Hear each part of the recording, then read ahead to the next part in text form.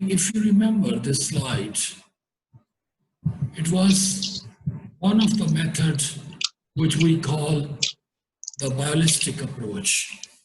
Okay. And the key features of this method was that we have a gene gun. This gene gun has actually three important components. The first one is a rupture disc.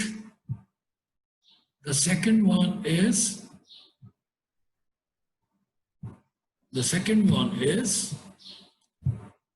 the macro carrier. And the third one is micro carriers.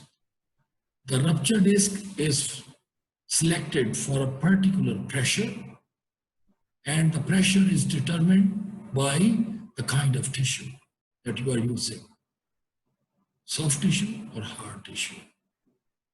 You can select a rupture disc of 700 psi, 1100 psi, or 1300 psi. All depends on the kind of tissue. So you should be careful in selecting if you ever get into a ballistic bombardment experiment. The macro carrier, it does not require any specifications. They are of the single type, okay? So this is just used for spreading of your DNA, which is coated on the gold particles or tungsten particles. And you spread your mixture, dry it out, the ethanol evaporates, and the particles get stuck to this macrocarrier membrane. And then you have a holding screen just below the macrocarrier screen. Okay. So when you apply the gas pressure, the helium gas, to the level of the rupture disc values, the rupture disc bursts out, and that gas pressure compels the particles adhering to the microcarrier to leave that macrocarrier and disperse out with a lot of force. And these particles are called microcarriers, which are having actually the DNA of your interest coated around these particles. And these particles can enter into the cells at various places. Some of them, they will end up in cytoplasm. Some of them, they will go between the cell spaces, apoplast. Some of them, they will go to the nuclei. And we are interested, actually, that these microcarriers should enter the nucleus, where the DNA can be separated from these microcarriers, and that double-stranded DNA can get into the host genome just by chance during the replication process of the chromosomal DNA, okay, through the combinational events. So, it is, in case of agrobacterium, we use tDNA, that is a single-stranded DNA, which moves from agrobacterium into the plant cell nucleus. Here, we are using double-stranded DNA, either on a plasmid or just a fragment of that, linearized fragment, which contains the gene cassettes. Any one of those can be used. And remember that this is physically destructive process, particle bombardment. So, when you bombard your DNA in the cells, the plasmids, which are circular, they break down into smaller fragments. Some of the fragments might have intact cassettes, and all the intact cassettes can enter into the genome. And some of the other broken DNA from the plasmid can also enter into the genome. So there is a problem here. In case of agrobacterium, a single-stranded tDNA gets converted to double-stranded DNA, and then it can integrate into genome. That is very nice, clean. And the whole gene cassettes, they are getting incorporated. In this case, what is happening? The whole gene fragments, they get incorporated. Small fragments which are disrupted by the method can also get incorporated. And then more than one number of fragments can be integrated into the host chromosomes, resulting into multiple gene integrations. This is another big problem with this method. Okay. Agrobacterium-mediated transformation is a very neat and clean method of integrating a single cassette into a single cell, or a double gene cassette into a single cell, or a triple gene cassette into a single cell. But here, what you are doing, you are enforcing the DNA into the nucleus. That may be broken down at various points, generating a number of different fragments. And the transgenics that you get through particle bombardment, they vary by the number of events, integrations. Each of the transgenic may have multiple integrations or single integrations, a complete gene, incomplete cassette, okay? And you will be looking for the complete cassette in these kind of transgenics that you get from particle bombardment. So I would say that if you are unable to transform a plant with agrobacterium, you can go for ballistic method. Otherwise, prefer the agrobacterium-mediated transformation. You don't have to go for a lot of screening, and you are always sure that there is single integration of the cassette. Multiple integrations, they are useless. One integration on one chromosome, another integration on another chromosome. When you come to the breeding point, the molecular breeding or the conventional breeding methods, the transfer of the trait to the new varieties of the same species, you do crossing. And crossing one chromosome, having one integration, can go into one kind of progeny cells, the other integration can go into the other. So you don't know which one was the best integration, which one was the expressed in the cassette. So you get a lot of progeny variations, and you need to then screen for single integrations. Okay, I hope you understand this point. And this is given actually in the slide, which will be coming later on.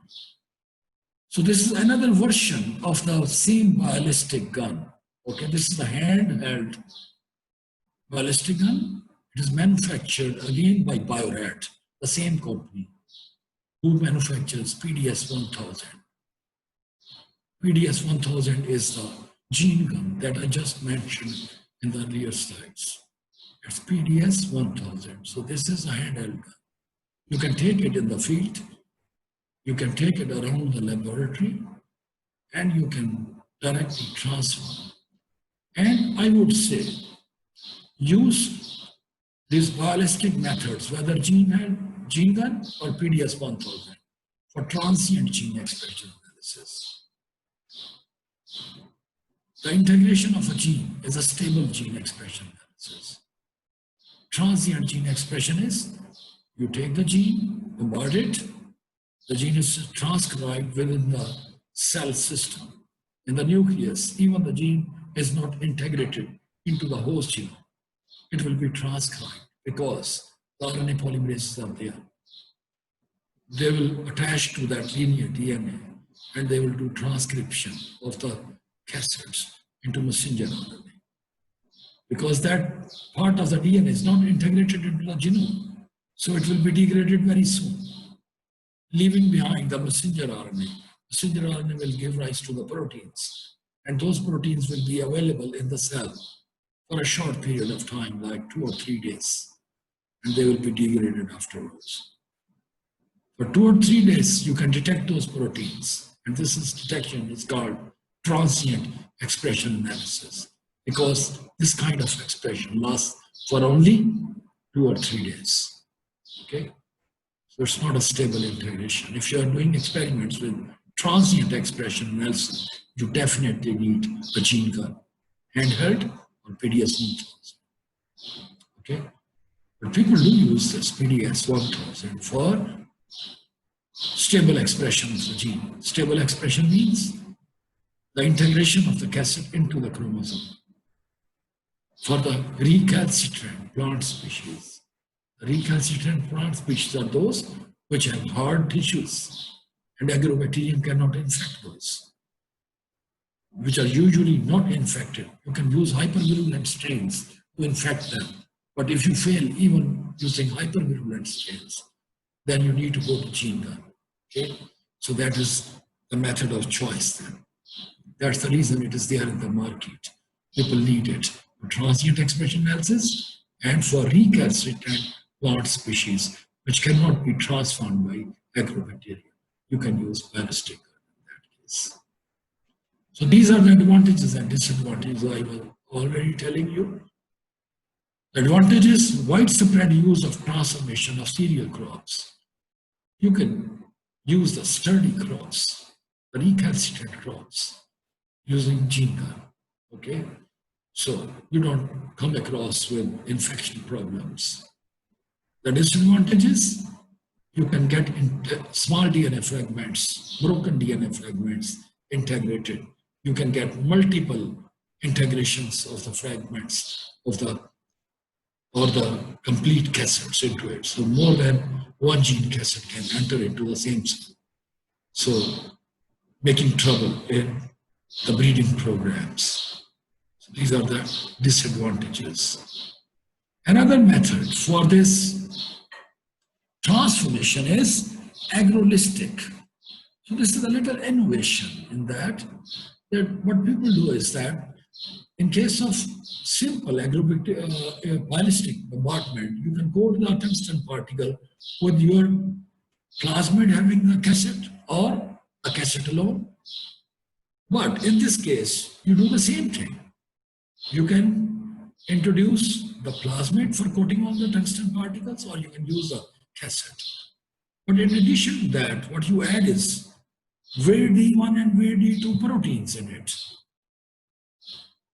So the protein VD2, you know, it is involved in the development of tDNA.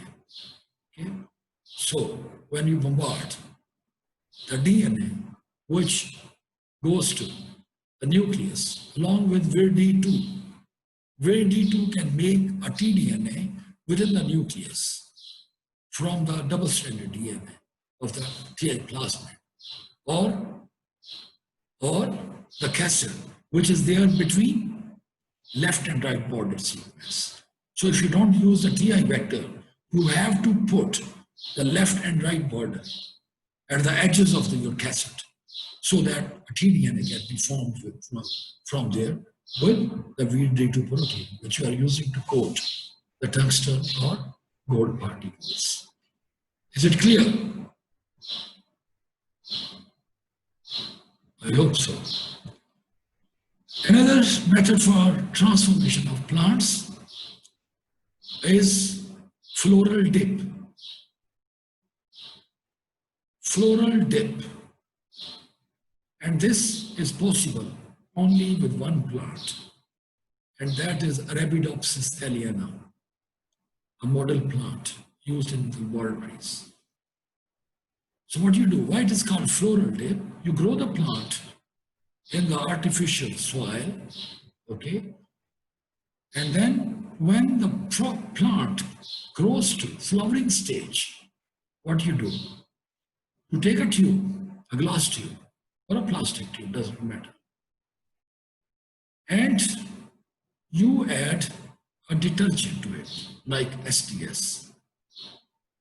And you add the gene of your interest here, the cassette, the plasmid, which is linearized.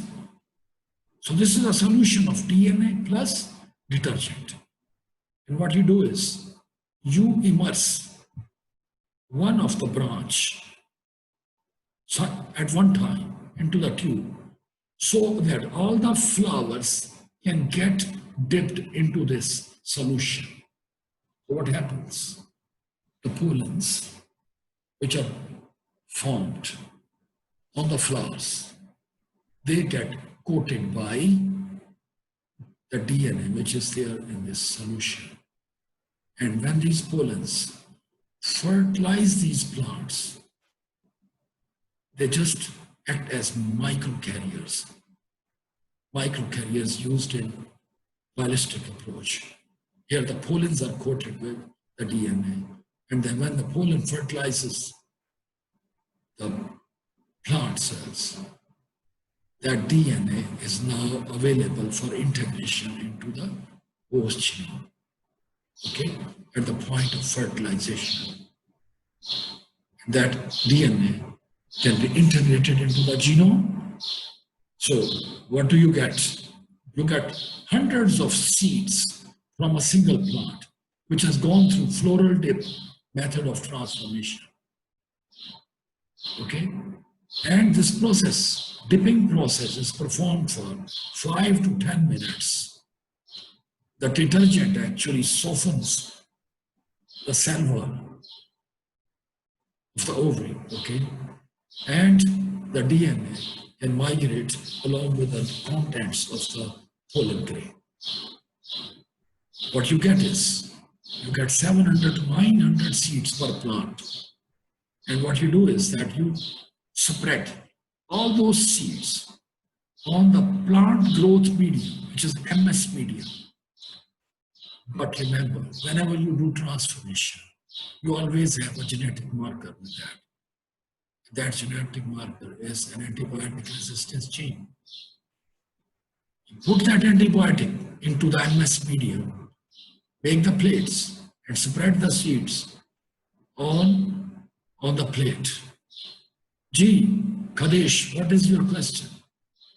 So what is MS media? Sorry? What is MS media? It's Meshuggah Shukub medium. Okay? It's very much popular medium which is used for plant tissue culture. The only medium, MS media. Meshuggah Shukub media. Okay? So it is always available in the laboratory. It's a pre-composed. You just wait and add to water and then you autoclave it. You don't need to add any supplements except in rare cases where you add some vitamins or some other minerals into it. Okay? This is a simple MS media that is used normally from plant tissue culture. Is it clear?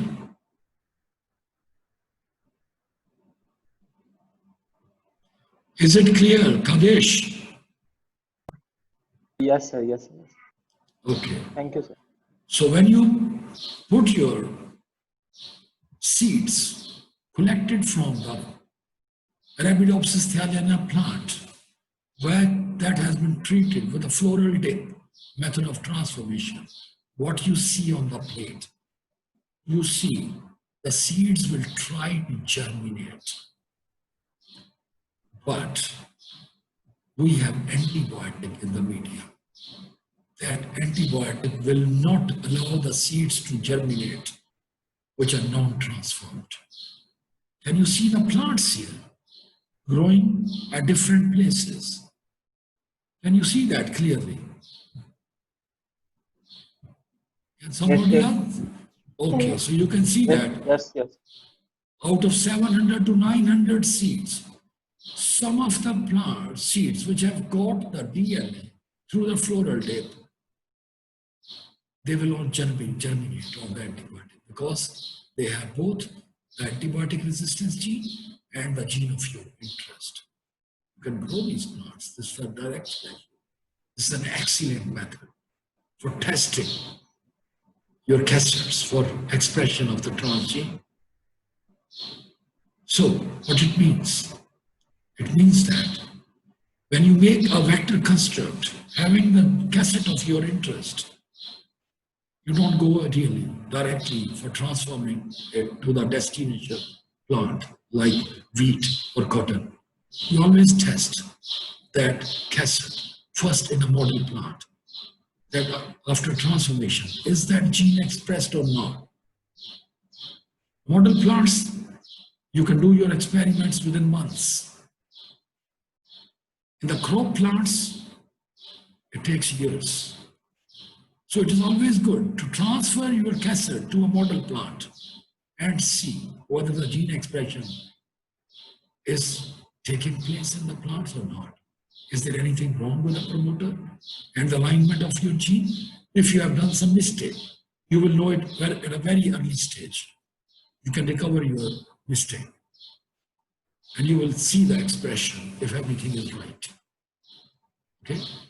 So you test the model plants, and Arabidopsis is one of the topmost model plant like tobacco. Okay? Some people use tobacco, some use Arabidopsis thaliana, okay? And some of them use tomato as model plant because they are fast growing plants. This Arabidopsis thaliana can actually grow in 25 days to a full bloom. So this is the most widely accepted plant. And then the tobacco, which takes a little bit longer to mature. Okay, so transformation in the model plants should always be preferred before you are going for real transformation into the host of your choice. Okay, you can test the expression anyway. Are you now easy with this floral dip? Did you pick up the point? What is floral dip? Yes, sir. Okay, the next method is a very simple method, but it is not for stable gene expression. I hope you know what is stable and transient. Stable is the cassette integrates into the genome. The transient is the cassette is transcribed in the nucleus, but it has not integrated into the genome. The DNA is there in the nucleus, but without integration. Okay? That is transient expression. This method is called Aggro Infiltration. What you do? You take your vector construct, that is a TI plasmid. You transform that TI plasmid in agrobacterium and grow the culture. And then what you do is you take an insulin syringe, take the culture of the bacteria having your plasmid, TI plasmid, where you have put your cassette. And these are the tobacco plants, okay, Nicotiana benthamiana. This is not Nicotiana tobacco. Its leaf structure is different from tobacco. Nicotiana benthamiana has leaf shapes like this.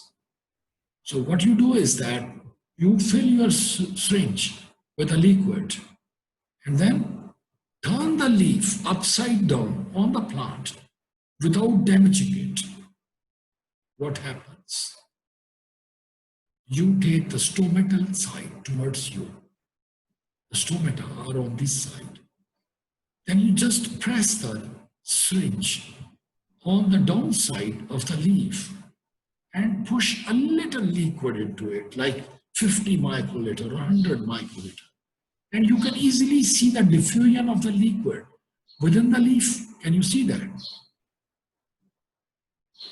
Yes, sir. Yes, sir. Yes. Now the agrobacterium has actually entered in the cells. Because you're not processing these cells for tissue culture. So you could not get a transgenic plant from here. Okay? But if the gene from the TI plasmid comes out as tDNA and enters into the nucleus for integration, the cells, some of the cells here will get that gene integration and they will start expressing that gene. So there will be a local production of the protein. And you can test that protein production. That is transient gene expression. Either it is stable integration, but we will consider it as transient gene expression because the expression is localized to very specific tissues. We are not going to get any transgenic from here, okay? We will let this, after doing this, Aggro Infiltration, we leave the plant overnight or 2 days. And then after 2 days, we expect that if the DNA has been integrated into the genomic DNA, it will be making messenger RNA. If messenger RNA is produced, protein will be produced. And then we can test these tissues for the presence of those proteins. Okay. So this is a very nice Sir? method. Gee. So what do we have in the liquid that we are injecting in the plant? The bacterium and what? Water? Okay, let me retell you about this. What you do is you grow the agrobacterium cells to make competent cells, right? Yes, ऐसे sir. करते हैं, okay? क्योंकि हमने जब plasmid transform करना है TI plasmid, तो we have to make competent cells. आपको मैंने बताया उसके दो मेथड हैं, एक कैल्शियम क्लोराइड ट्रीटमेंट, एक इलेक्ट्रोकम्पिटेंट cells. What kind of competent cells we make here for agrobacterium? Those are electrocompetent cells that we prepare. Those are the bacterial cells suspended in distilled water, pure distilled water, no salts. That's a typical feature of electrocompetent cells, that we shouldn't have any salt in there. Okay? We take the cells, a liquid of cells, like 200 microliter. We can add some water into it to dilute the cells.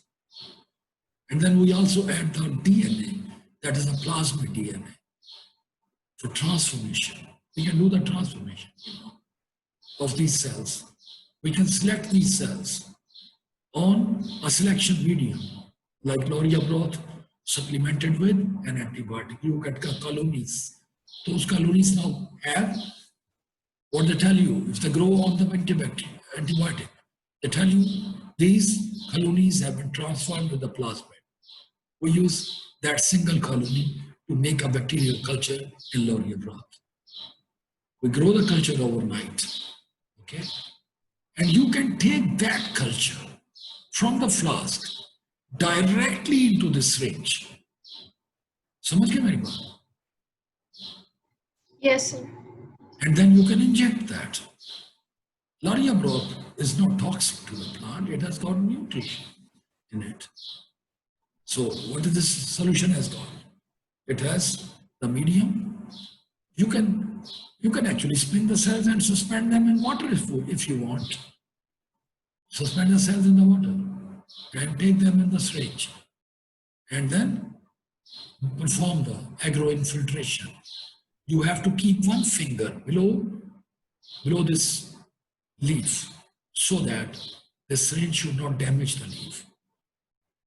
Put your finger down on the top, put the leaf, and then put your syringe without needle, no needle on it. You can see there is no needle here. The cap is open. And then you press very gently, the liquid until you see that it is penetrated inside the leaf tissues. Okay? And then leave it for 2 days. And then you can perform the analysis here in this localized variant. You can actually use a permanent marker to label this area, that this is the area where the liquid has been penetrated. Okay? And then you can use those tissues for the expression analysis of the protein. Okay? Is it clear? Yes, sir. Okay, that's perfect. Sir, this liquid remains confined to that specific region where we put it in जी, बिल्कुल, it remains confined to that area. Because it is the pressure which was applied through the syringe which has dispersed the liquid in tissues through the hyperblast, which is the spaces between the cells. Okay, agrobacterium can infect the cell wall. Okay, and the tDNA from the agrobacterium can get into the nucleus the same way as I told you earlier. Okay, so the biggest problem with transgenic technology, the GMOs. I hope you know that some people don't like GMOs. The reason they say that we introduce an antibiotic resistance gene in that. And that gene may harm human beings. That's a separate chapter. We are not going to discuss about that. GMOs. People always also think that the pollen from one plant species can pollinate similar crops and transfer the antibiotic resistance to other genes. So on the globe, there are two groups. One, supporting GMOs. The other group, opposing GMOs. So scientists, they always look for the things which are not debatable. So they look for chloroplast transformation. Chloroplast, that is the maternal inheritance. Whenever there is a fertilization of the pollen with the embryonic tissue cells, the embryonic cells carry the chloroplast to the progeny, not the pollen grain. Pollen grain carries only the DNA from male part. It is the female part which contains the chloroplast. So it is known as maternal inheritance. Okay? So the chloroplast, they cannot come out of the plant cell and fertilize some other plant. They are confined. They don't go anywhere. So they can address the question raised in case of GMO opponents. In order to address that, chloroplast transformation method is developed. But don't feel it very good. I will introduce you that how many chloroplasts are there in a cell. And if you want to transform a plant cell, all the chloroplasts, they should carry the gene. Otherwise, you have no control on maternal inheritance. It is decided by the cell. How many chloroplasts will go to the progeny cells?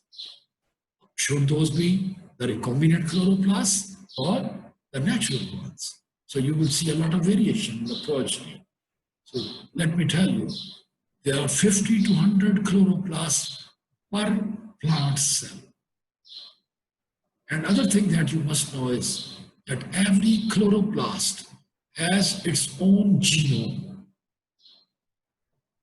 which is very close to a prokaryotic genome, not as difficult or complicated as is the eukaryotic genome. A chloroplast has its own genome, and there are 50 to 100 chloroplasts per cell.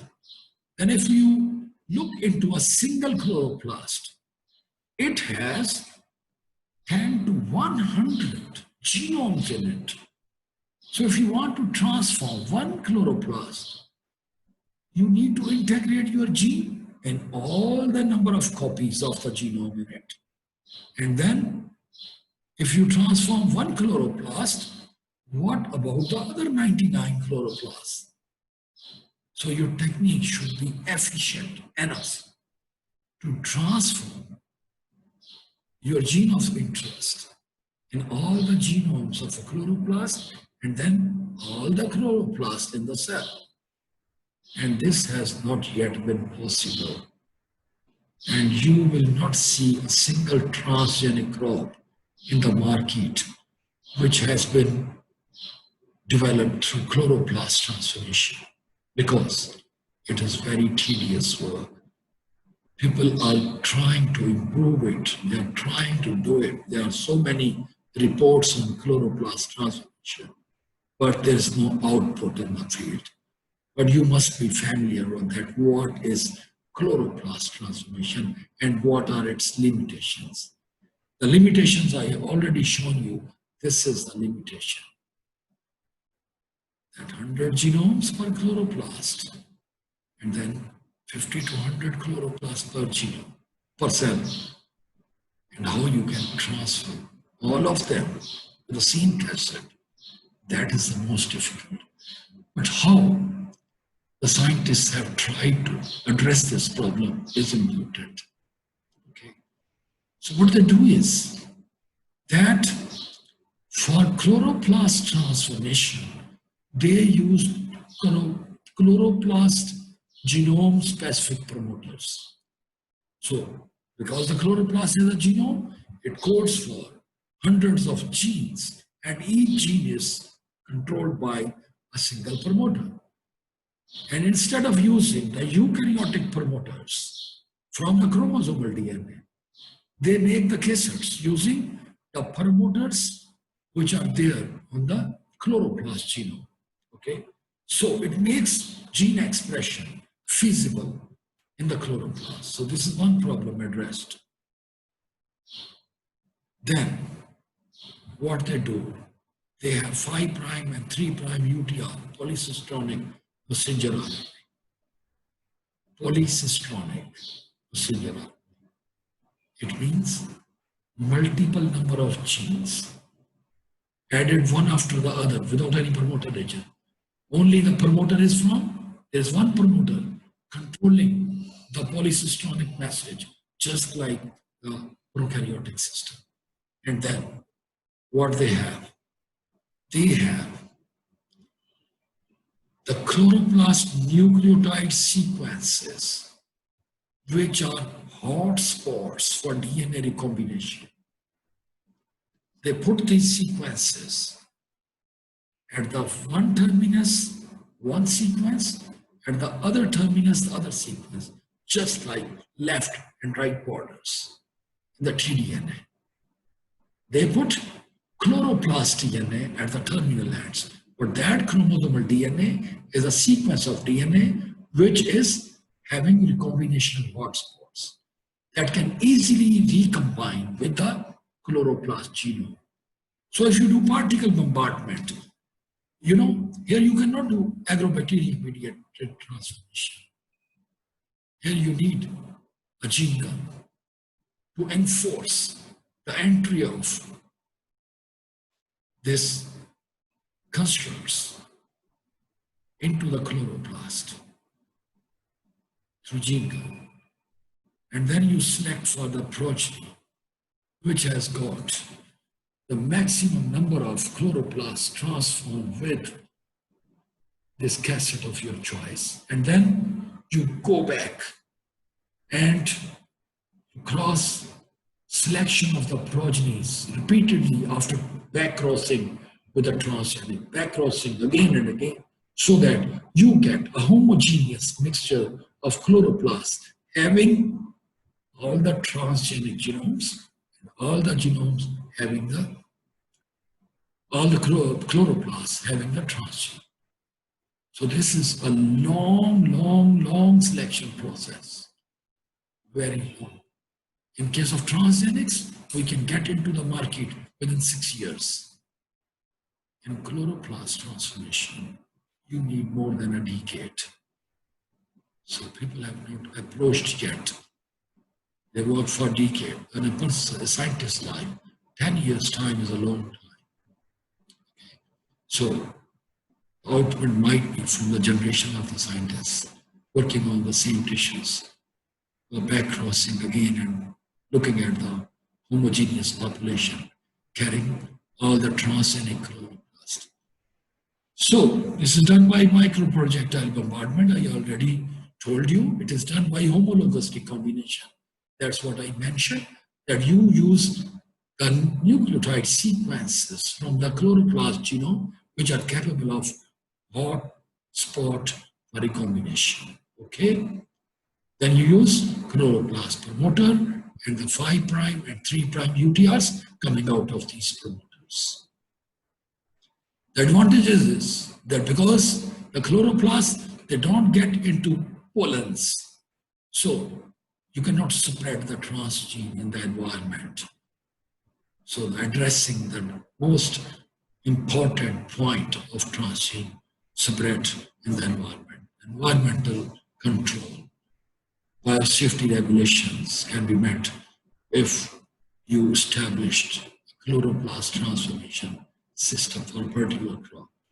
The disadvantage still remains not homogeneous. Not all the chloroplasts contain transgene, and not all the chloroplast genomes within a chloroplast can carry the transgene. It requires selections of many generations very tedious work. Nobody has achieved it so far. Okay? So I am sure you are now very much familiar with the chloroplast transformation. Let me check the time. It is 4:41. It means we have 9 more minutes and we can finish this lecture because we are getting into the last slides. So this is actually a chloroplast, one chloroplast. And then this is the chloroplast genome, which is present within the chloroplast. This is a cell which has so many chloroplasts in it, but that I was mentioning, that makes the transformation very tedious. And this is actually a vector where you insert a cassette of your interest along with the promoter from the chloroplast, and then you have terminal sequences from the chloroplast genome, which are hot spots for recombination. And this cross actually indicates the recombination of these sequences with the plasmid, okay, with the chloroplast gene, okay? So you have this cassette, you introduce into the chloroplast, and this is the chloroplast genomic DNA, and by recombination, this foreign gene can be integrated into that. So that's all about the chloroplast transformation, and methods that we have covered so far. They are all about the plant systems. We have not covered any method yet for animal transformation, for the cell lines. Microinjection or transfection are the only 2 methods which are available for animal cells. Microinjection is very, very simple. Remember the technique here. There's Aggro Infiltration. Aggro Infiltration is a rough technique. Microinjection is very similar to Aggro Infiltration, but in this case, in case of microinjection, you have actually a syringe, and then you have a needle. What needle? Stainless steel needle? Look at the size of the cell. Look at the size of the nucleus. 0.2 micron, 0.4 micron. You cannot see with naked eyes what is 0.2 and 0.4 micron. Can you see a nucleus with naked eyes? You can see it only under microscope. It means you need a needle, which is 1,000 times smaller than the radius of the nucleus. Okay? You can imagine how thin is that needle. It's not made of stainless steel. It's made of glass. And you make it instantly when you do microinjection. Remember, if you have a borosilicate glass tube, narrow bore, like 1 millimeter bore, 1 millimeter hole in it, you heat it over the flame, and then you stretch it with little force. It will stretch, and you will get a capillary. The capillary will have a hole. If your speed of stretching is slow, you will get a bigger hole. A 2 millimeter hole ending up into 1 millimeter hole. But if you heat the same capillary and stretch it after heat up, when the glass is red hot, stretches with high speed, okay, bring the 2 ends away at a large force, you get very thin capillary with a very fine pore, and you make it always whenever you are ready for microinjection. You have a microscope, you can see the cells down there, and then you can see the nucleus as well. Now you have developed a microcapillary, very thin, that can enter into the nucleus, and you can see the microscope, under the microscope, that the capillary is touching the cell wall. When you touch the cell wall moves. You don't need that. You need to hold the cell. Okay. So how you hold the cell? You use another capillary, which is much wider than the diameter of the nucleus, and you generate vacuum in it. So you insert two capillaries, one having vacuum to hold the cell, because you attach that end to the cell wall, and the other capillary that you will use after holding the cell and taking the capillary edge in the nucleus. That capillary is filled with the DNA of your choice, a cassette, a plasmid. And then nobody on earth can push that liquid within that microcapillary. We don't have that force in ourselves. You know, the pressure pump which is used for that purpose, it goes to thousands of PSIs to pass the liquid from that nanometer bore capillary. Human force cannot do it. Okay, the orifice of the capillary is so small that we cannot pass the liquid. Okay, so it's a little bit complicated, sophisticated equipment. Okay, but you can actually do the microinjection. You can hold the cell with one capillary by generating vacuum in it. Okay, and then you are not using the syringe at all, actually. This is just for graphical presentation. You need a glass needle, which is fairly long. On the other end, this capillary is attached to high pressure pump that can push the DNA through that nanometer bore capillary into the nucleus of the cell. Okay, so this is what is the microinjection. The mode of integration is always recombination, whether these are plant cells or these are animal cells, whether it is aggregate bacterium mediated transformation, whether it is ballistic gene method or it is microinjection. You just leave the DNA free in the nucleus and then hope that the DNA will be integrated into the host genome by this recombinational mechanisms. So the last slide of today's lecture, and that will be the end of transformation. How do you do that transformation into animals? That was the case where we were using cell lines, animal cell lines, or the protoplasts from the plants, where we can perform microinjection. In case of animals, the things are very simple. Okay, so what you get? You get a meiotic cell from a female mice and a sperm cell from the male cells.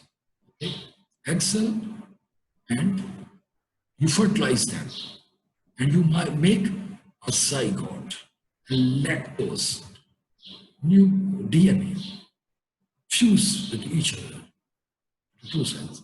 And this is the point that after fertilization, you can take those fertilized egg directly for microinjection.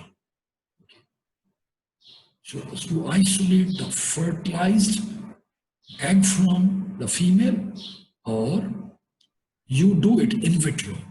You have the egg cells, you have the sperm cells, you unite them, make the zygote, and then hold the zygote with a capillary having vacuum in it, and then use the capillary for injection of the DNA within the nucleus.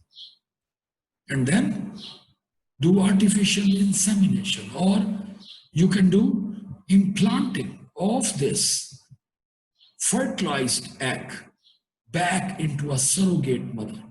Surrogate mother is the one which is not a fertilized mice, but you put the zygote into the ovary tissues of this female animal and let that zygote develop into babies. Okay, and then you screen the babies. Then you screen these babies for the transgene. Okay, and you keep the animals which have got the transgene. These may be cancer-related genes. This may be medicinally important genes which you are expressing and looking at the effect of the dosage or trial of a medicine, okay, or the damaging effects of a gene on the tissues.